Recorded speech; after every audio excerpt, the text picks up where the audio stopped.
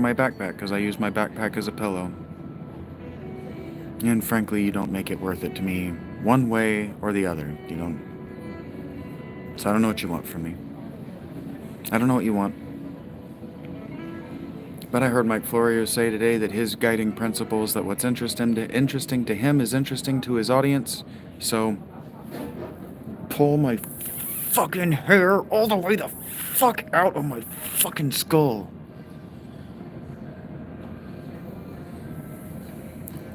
Why even follow me if you're not interested in the same shit that I am? We're cresting what I know in my heart to be the last rise between our destination. I know this. In fact, I'm dead certain of it. Because... Do you hear that? Peto asks.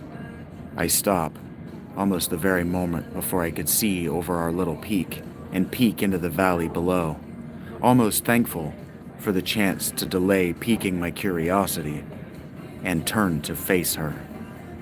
I thought they were going to be... Her normally dark skin is pale, ashen, like she's seen a ghost.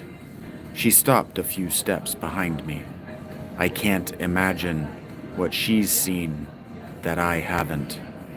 You heard it too, is all I say.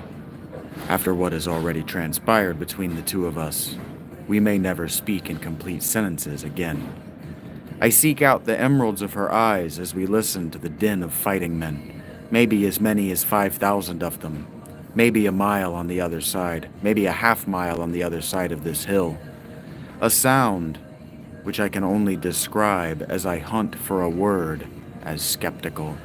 As spectral. Was there a chance I might not? Peto scoffs. Robert, it's been miles. I'm watching you climb every one of these hills in total silence, and I'm wondering, is he even in there? Does he not hear them? They're supposed to be... Please. My voice croaks, my throat seizing around the word. Stop saying that. I blink, an effort as my vision has gone white except for a tiny and fading image of an idyllic Tyrolean hillside. And I've not been looking at Peto. I turn to her. Again, an effort. What color has returned to her cheeks is belied in the wideness of her eyes.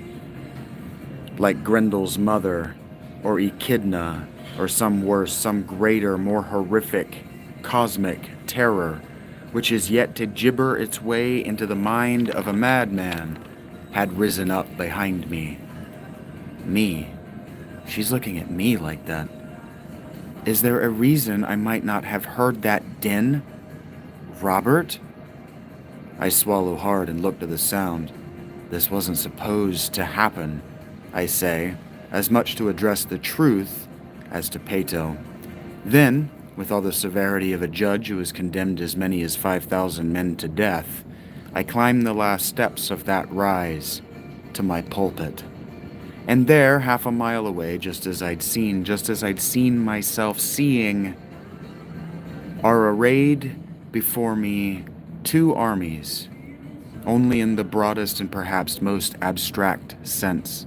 Certainly I would have told you before today if you'd asked me, before seeing it with my own eyes and hearing it with what I must still believe are my own ears, and not some spectral or supernatural senses of light and sound for which I have neither names nor knowledge. I would have told you could not be possible. And yet, there it is.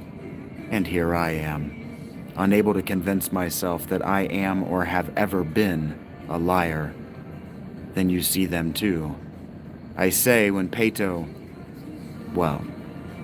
does not so much come to a stop, but sinks to her knees and wails.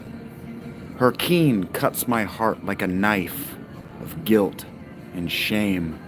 This wasn't supposed to happen, I say. Am I explaining? Confessing? Whom am I addressing? I am so sorry. I could have stopped this. Two armies, then. As many as 5,000 bodies and their souls.